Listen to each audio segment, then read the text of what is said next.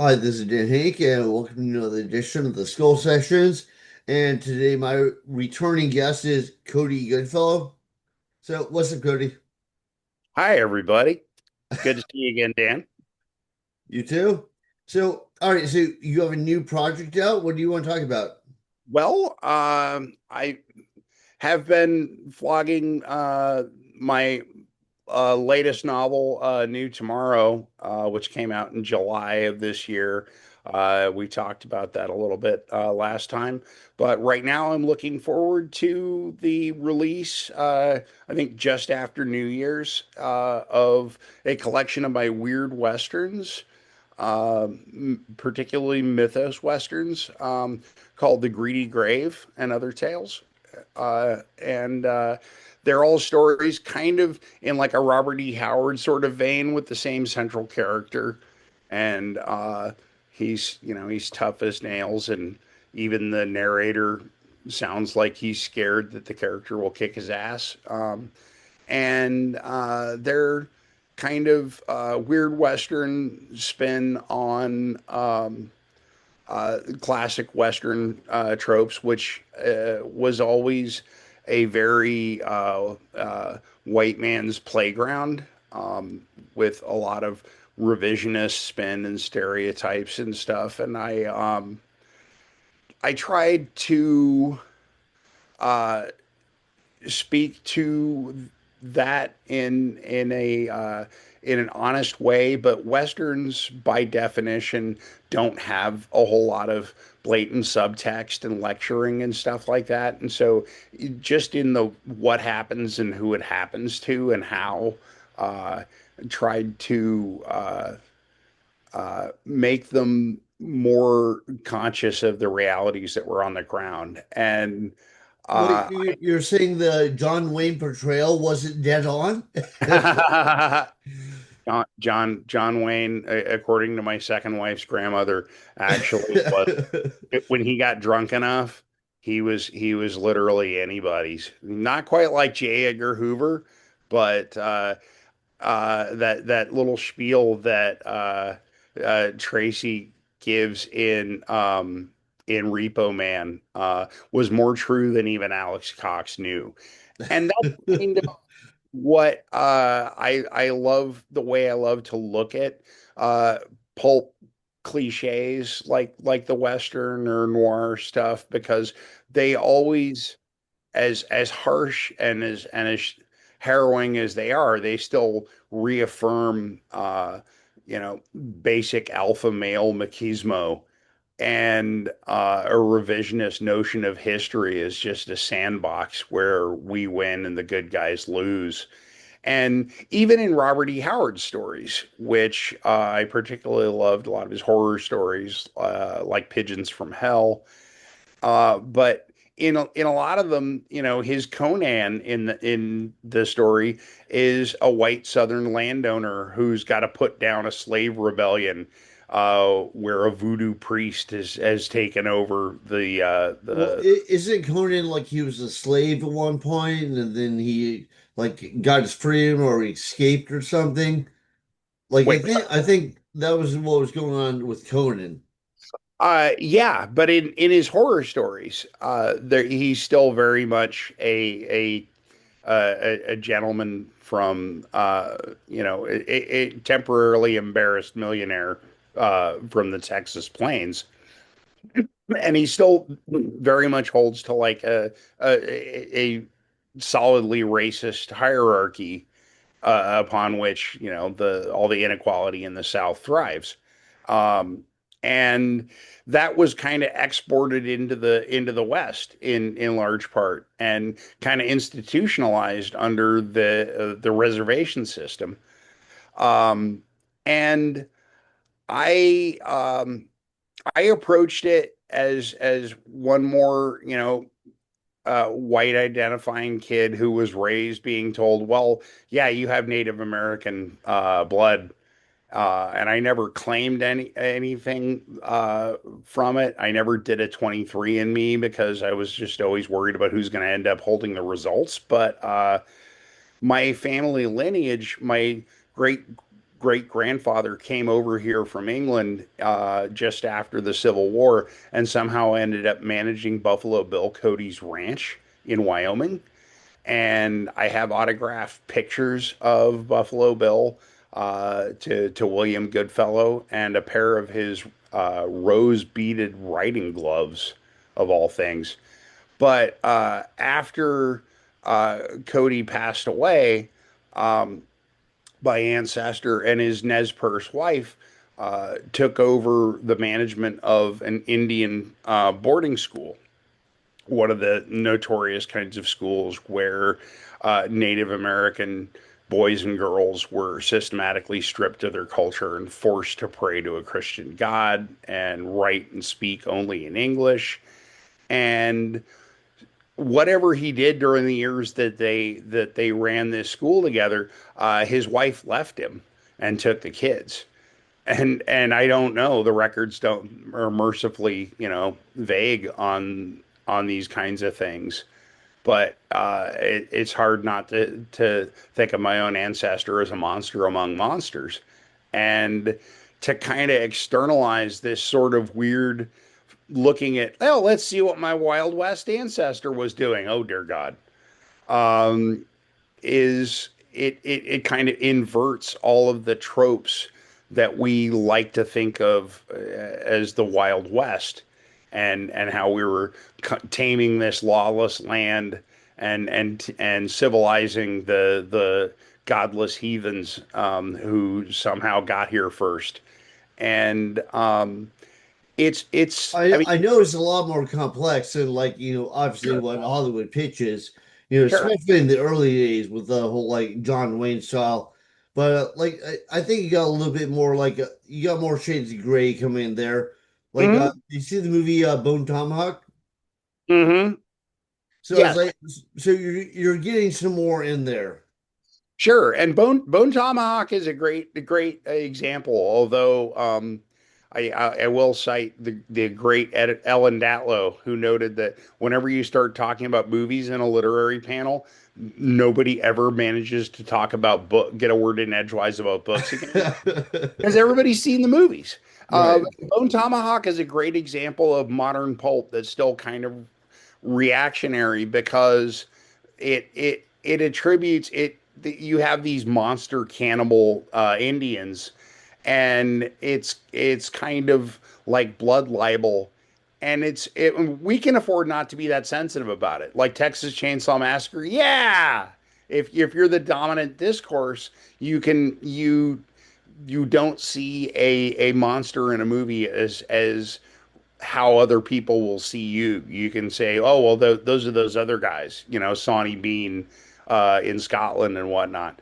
But for Indians, even if you make up, oh, it's another tribe, and even the Indians hate them, it's kind of weird and problematic. And we're in a fascinating period with weird westerns because for a long time it was kind of in ferment. It was like Joe Lansdale was really committed to the genre, and a few other folks. There's a great anthology called Razored Saddles, which is worth hunting down. You can still find paperback copies pretty cheap. But it wasn't a really thriving genre. It didn't have an epic. It didn't really have a Conan. And right now, what Stephen Graham Jones has been doing whenever he chooses to, because he writes like three men in one trench coat. He's reinventing and redefining slashers, and he's doing all kinds of uh, fascinating science fiction. Like Earth Divers is a great comic series about Indians in a really environmentally fucked future who go back in time to murder Columbus. Um, but his book Buffalo Hunter it's like this epic little big man, but with a vampire, a Native American vampire. Um, and It's epic and amazing, and I couldn't hope to do anything truer. And I mean, the earliest story with this weird Western arc that I wrote, they're all characters involving a character named Inigo Hull, who's a half Comanche uh, cavalry scout and then bounty hunter uh, from like the 1870s through about 1910. And the earliest story I think I wrote in about 2002 and put it out as a chapbook because nobody was interested. Um, but I kind of feel like the stakes have really risen. But I feel like there's so much room for weird westerns to get that much weirder because I don't think anybody's going to do it more epic justice than Stephen Graham Jones does. But there's always room to make it weirder, and that's a gauntlet that I will happily pick up and uh, carry to town, shoved down the front of my pants. Um, and the thing is about uh, pulp stuff like noir and to a vastly lesser degree uh, weird horror and westerns is I think even though everything in times of really insane tumult and turmoil like we're in right now, uh, we want to retreat into a more sensible fantasy, whether that be an immersive video game that we're putting in more time than we do at the office each week, or watching these streaming TV series that are just constantly vomited into our faces, and we kind of have to watch them in order to stay culturally apprised when our friends are talking, when we do actually manage to Zoom meet together and drink alone. But I think reading for me it's become a much harder thing to do, just keeping your mind together and following and not just reading the same paragraph over and over again, unless it's news about how much shittier everything is all of a sudden since yesterday. But I think pulp has experienced these weird kind of periodic accidental resurgences. I mean, remember how pulp was suddenly rediscovered by all of the New York literati about 20 years ago, and like McSweeney's and Michael Chabon and all of these people were realizing that serious literature had pretty much lost its way with telling a story. You Right. know, being gripping, and they were trying to find ways to acquire and hostile takeover all the techniques of pulp just to keep people's attention because It almost seemed like they kind of got to the point where like a good story is so passe. It's not Mhm. really art if it's a good story. It's like actually like I know the pulp some of them were really padded out because he got paid by the word, but Yeah, they had to have a strong story or else it wouldn't sell. right. Well, and it's fascinating because like with westerns, I've always had this theory that like in pulp and in any kind of escapist entertainment, the more impossible and bleak your thing is, the more I think it does soothe your soul. I think when your fantasy is something that somebody else actually gets or has gotten, you tend to get frustrated, and because you can do play fantasy football and but you it doesn't make you famous. I mean, except amongst other fantasy football nerds. But like the happiest people I ever role played gamed with were like Call of Cthulhu players. And in any other RPG, your character starts out as a little wimpy nebbish, and he acquires power and fights against adversaries tiered against his skills and sharpens them and acquires more stuff and more powers, and he grows. And in Call of Cthulhu, you're a perfectly functional integral part of a very mundane quotidian society. And then one day you stumble down the wrong alley and you see something that draws you into this whole other reality, and you just gradually debilitate and go insane, and your hands are possessed and you have to cut them off, and you end up in an insane asylum if you're lucky. And those people have a lot more fun, and I think they get a lot more therapeutic value out of their stuff, which is I think why horror is so important right now. But I think pulp as a playground that does reflect the real fears and terrors and tensions of the real world is the kind of thing that people are hungry for again. And also because they get in and get out so quick. Pulp can teach, especially pulp crime fiction, can teach anybody who writes uh, a master's degree in economy and brevity and understatement and dry wit that is what gives us what words can do that an immersive video game or a movie or AI generated anything can't. And yet westerns.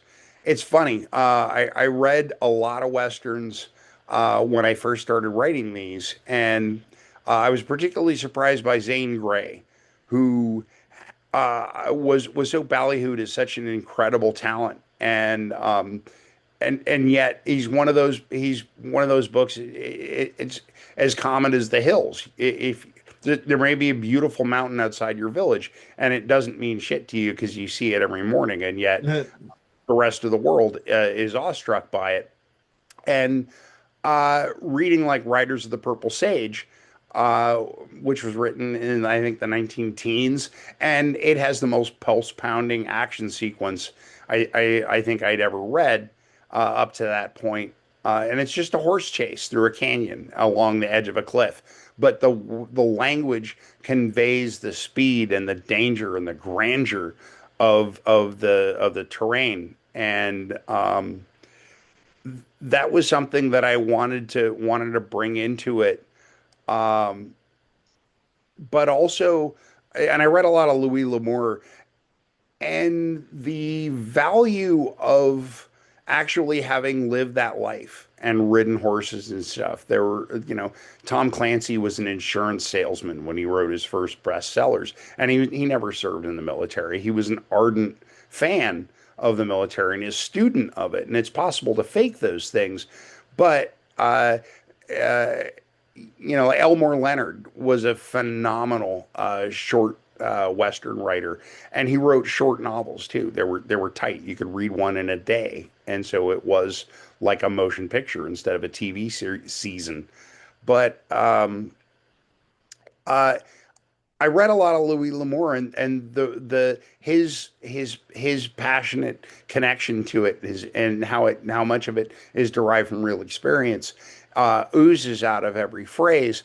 But the one book that I'm aware of where something impossible happens, Haunted Mesa, where this guy is investigating these Anasazi ruins, and he walks through a kind of a portal into the past. It doesn't manage to happen until almost halfway through the book. And this felt like hesitation because this was a world he knew so well and could convey so authentically, almost reflexively. It just flowed out of his hands. But the moment he was confronted with an impossible thing, instead of running to it like any fantasy writer was, he resisted it. And some people might, resist stepping over the threshold into the impossible as well, and that's part of Joseph Campbell's hero journey and all of that horse shit. But I recognized how westerns, any novel is a fantasy. It's something that didn't happen, and it's a what if, and you willingly are taken along on this journey. Um, because that's more interesting than what's going on in your real life or why pick. I think even a lot of those like based on a true story are fantasies too. Just Mhm. like this tiny little snippet of it is based on the true story. Sure, sure. And the artists have that's why I think like biopics are my least favorite genre. Um uh, Narrowly edging out musicals because they're almost never true. They're often, especially if the subject is still alive or their estate is still really active and litigative and wants to see this as a way to launch their relative into the stratosphere, and so they convey a narrative that falsely grabs onto an honesty that it can't possibly convey. I mean, even if it was seriously trying to, because get to the truth, because it's a motion picture.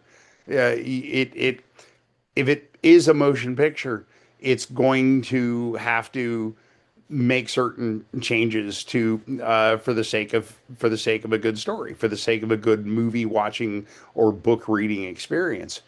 And with weird westerns, often people are writers are will just introduce their what if western, but also with vampires, or with werewolves, or goblins or gremlins or something, and they kind of uh still carry along those kind of sandbox tropes.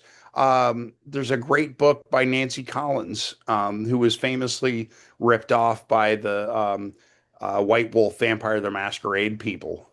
Most of a lot of their scenario for vampires like warring mafia clans came from her books, Sunglasses After Dark, and the sequels. But she wrote a book called Walking Wolf that was like very much like a little big man with a werewolf, just kind of wandering around the wilderness, kind of these picaresque episodes.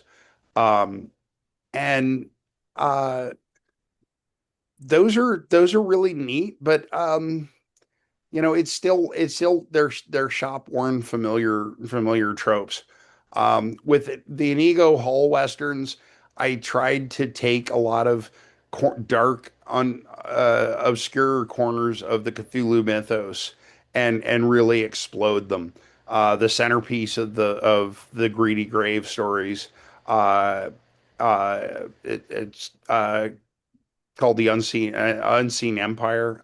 I forget. I think we retitled the story, but it has this guy, or a search party, going after these missing Indians from a reservation in Oklahoma. They've disappeared into these caverns beneath a mound, where far pre-Columbian mound builder civilization had risen and fallen long before Columbus arrived here, and finds a lost city known as Canyan, which Lovecraft glancingly uh, came up with this concept in one of the stories that he did as a revision. He wrote a number of stories for clients, and which appeared subsequently in Weird Tales and other periodicals. But he would wholesale inject the Cthulhu mythos into stories that never asked for it. And one of them, The Mound by Hazel Heald, and Lovecraft, notes this lost underground civilization that had incredibly advanced science and black sorcery, and once ruled all of North America from far beneath the Earth's crust.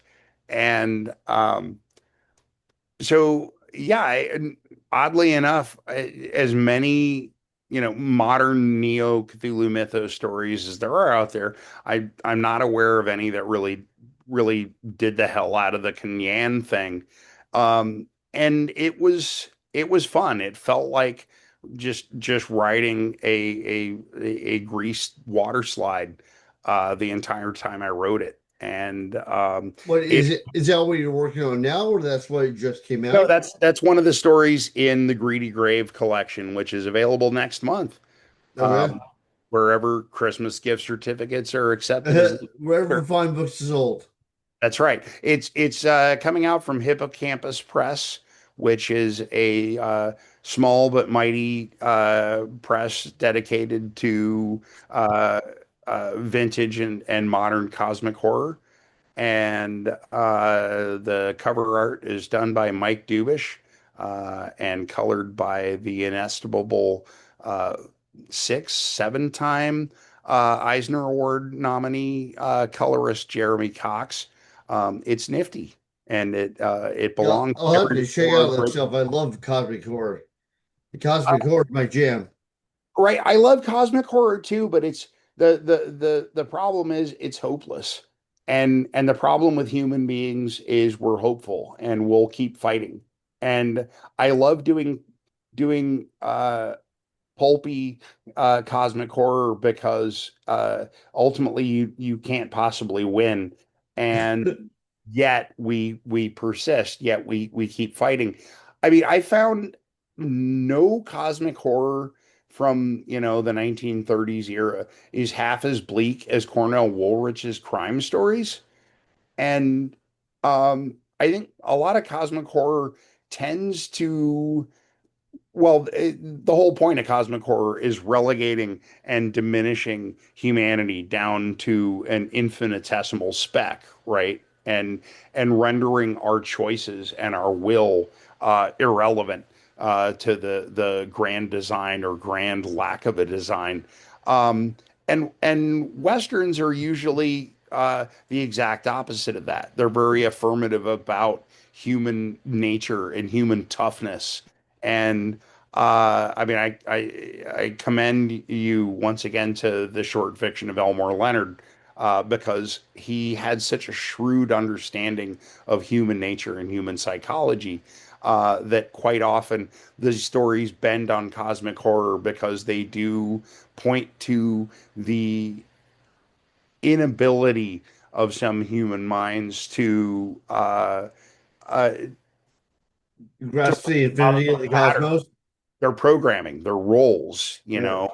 Um, I loved Robert E. Howard's Breckenridge Elkins stories, and they're tall tales about this hillbilly in the mountains of East Texas, and they're these brawling comical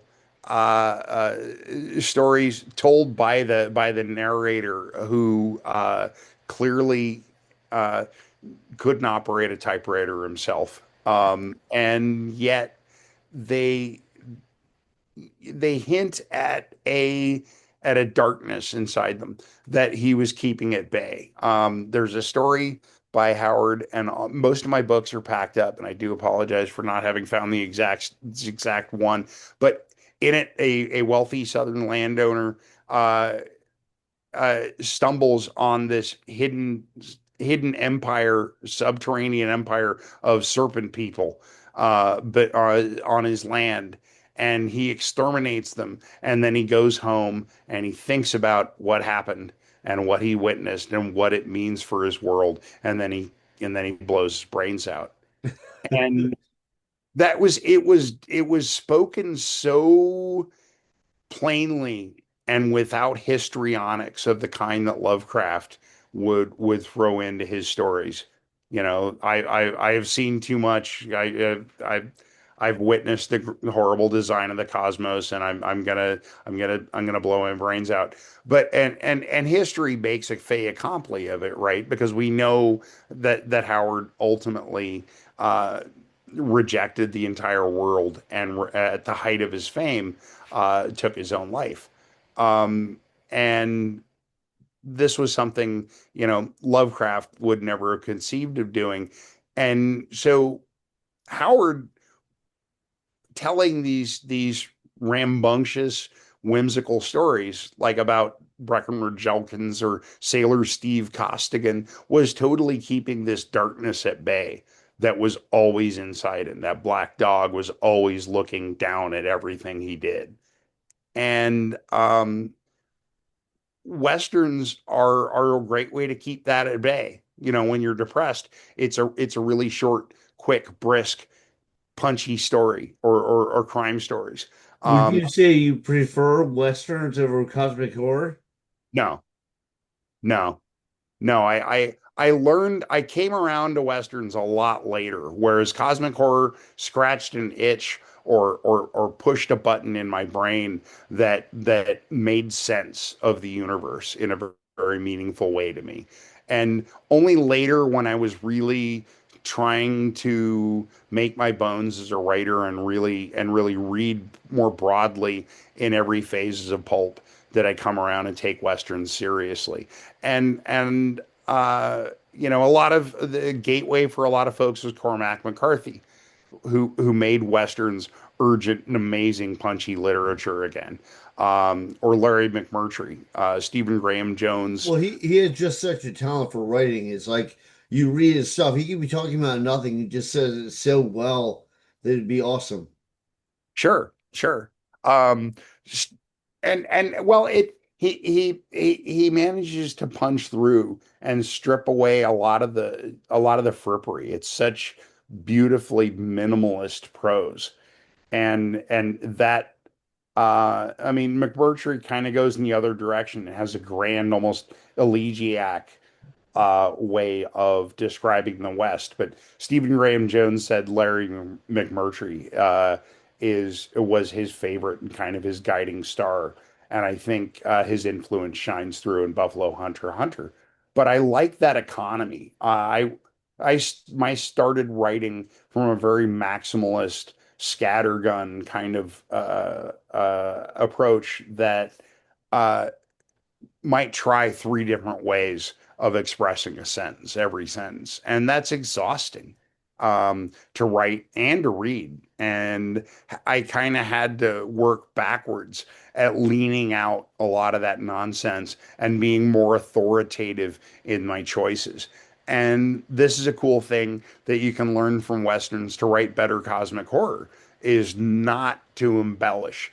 The weirder things get, the plainer the language should get instead of making it all purple and trying to just describe the shit out of it. Because Lovecraft, for I love him, but I love him a lot for his ideas because he had a lot of very off-putting habits that made his work hard to take in and really take to heart. And it was kind of in spite of a lot of his prose techniques. And westerns have a plainness and a cleanness of language because when you're out there, there's not a lot of room for embellishments. And people that talk real pretty tend to be trying to rip you off and sell you snake oil. And so be mistrustful of Which a eloquence. lot of people were doing in the Old West days. Snake oil salesmen were everywhere. Sure, sure. And we're kind of this is the year of the snake oil. And so I think maybe we all need a little more weird Western where things are kind of cooked off to where only what's real can survive because we're reaching a time where we've been talked to death. I mean, we've been talked into drinking the snake oil in the form of horse paste and shit, and we didn't get better, and we're still here, and um, we've been sold so much. So And is what you're so, putting have out you right ever now, been? I'm sorry. is what you're putting out right now, they're westerns or they're kind of like horror westerns? Well, they're yeah, no, each story is you know a story where this character Inigo Hall just out trying to make a living in Hell's Ditch in just over the frontier um, and encounters some sort of supernatural event or a malefactor who's you know something more or less than human. And uh, I might write more of these. I'd like to write more weird westerns, but probably not with this character or with the Cthulhu mythos. I think it is kind of weird how much so many people have done with this one guy's crazy ideas. Um, and so, yeah, I What, realize it. Lovecraft? Yeah, yeah. Uh, I mean, you know Ramsey Campbell, right? Yeah. Campbell started writing Cthulhu mythos stories when he was like 14 or 15. And he had a collection before he was old enough to drink in pubs, come put out by Arkham House. And by like age 25, I think he felt he'd outgrown the Cthulhu mythos.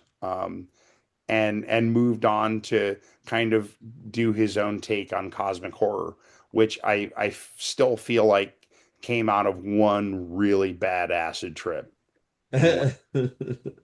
So much of his stuff is like, and then the crumpled bag had a face, and it whispered to him the secret of reality, and then so much of it is pareidolia and a lot of other hallucination, entoptic related events, and just the kind of sense of dread that engenders.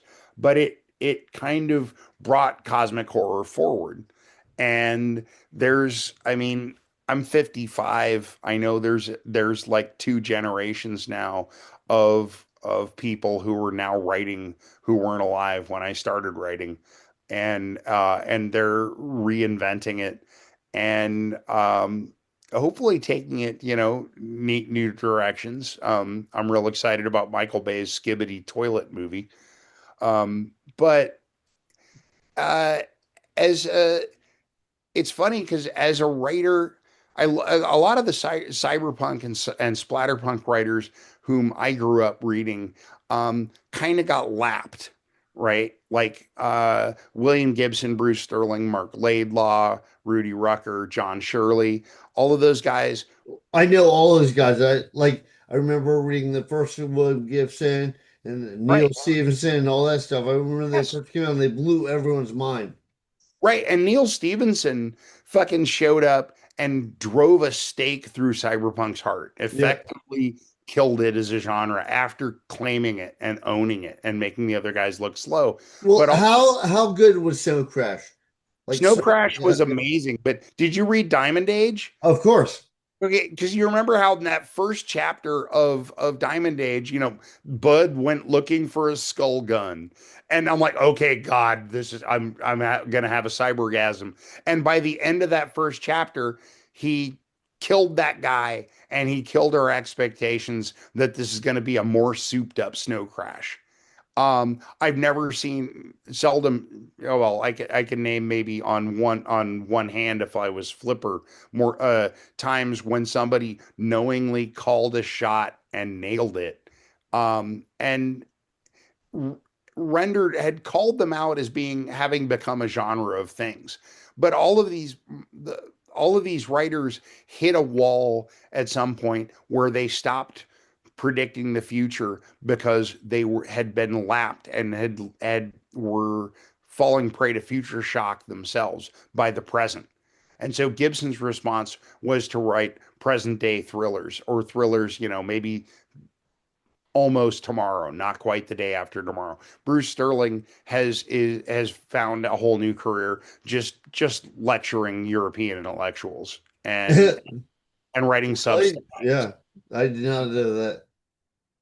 Right. And Mark Laidlaw went into gaming, and then and is now doing music. Really great music. But and Rudy Rucker is writing just wacky stories and paintings. But at some point, the future, predicting the future, it catches up to you. And a lot of the splatterpunk guys were just kind of tapping out at extreme horror, and and now are kind of trying to distinguish what they were doing from extreme horror. And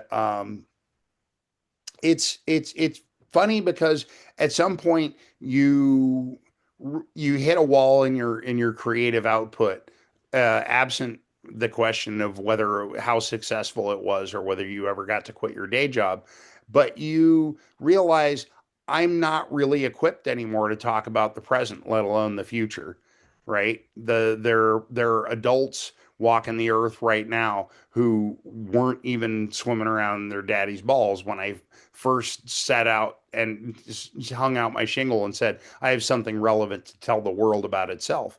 And so when you get to a certain age, you can either quit if it's not the career that's putting food on your family, or you can ask yourself, what do I still have to tell the world? And I feel like I would be making a fool of myself, trying to tell the world about itself as it is right now, because I'm on the margins. I'm closer to retirement than I am to, to puberty. And so uh, I've looked at the kind of stories that I loved growing up and the kind of stories that I wanted to tell, and realizing that pulp is always the was always the ideal that drew me into storytelling, and is exploring just the root dynamics of how to tell a story that people will read in this troubled, fucked up era, and read from beginning to end, because so many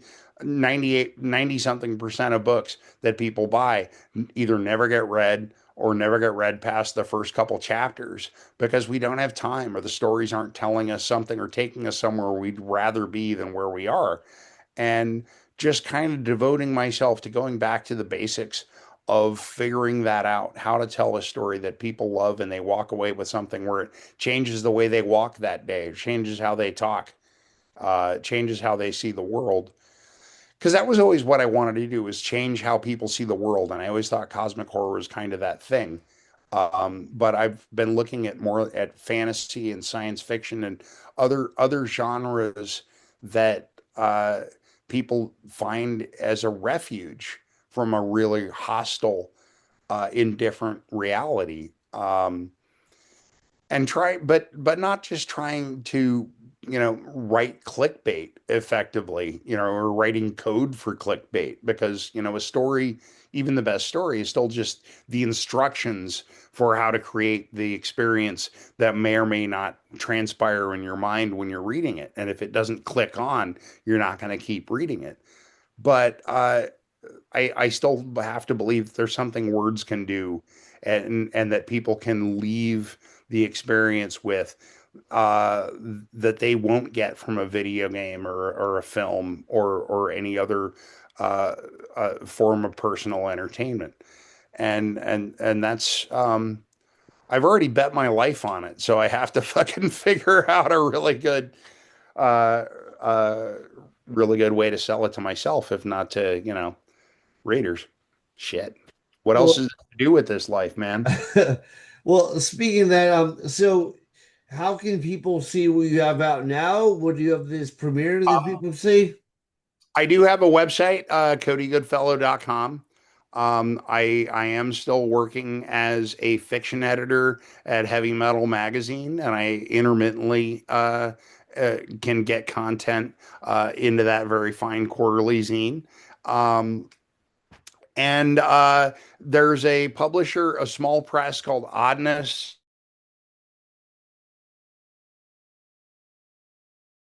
Hi, this is Dan Henk, and I'm bringing back Cody because we had computer snafu yesterday. So Minor technical difficulties. minor technical difficulties, but we shot the guy involved, so don't worry about it. Right on. All right, So, so Cody, let's finish up this interview. right on. Okay, so as I was saying, I think pulp offers the aging artist and the troubled reader a refuge in these troubled times. There. Um, Done. all Okay. right. All right. So how do people get a hold of you and look at your stuff? You can find me at codygoodfellow.com or the usual social media venues. And if you go to oddness.us, you can find my most recent novel, New Tomorrow. And you can find The Greedy Grave starting next month at hippocampus.com. Or, you could send the richest man in the world back to space again, and hopefully he won't come back. Um, so yeah, that's where I'm at. Okay. And do you have any shouts you want to give? Like they should check this out, or they should look for this coming from you or from anybody. Gosh. Um, well, I haven't been reading a whole lot, but yeah, if you folks are looking for something new and exciting in the world of pulpy science fiction, check out Ish Galvan's book Core Overdie with illustrations by the inestimable Mike Dubish. Um, and if you're hungering for something spicy and different in the way of non-commercial community radio, I also have a little radio show called Bionic Exotica, which airs on a radio station called KNSJ down here in San Diego. Okay. All Awesome, right. man. Thank you very much. Thanks for popping back on.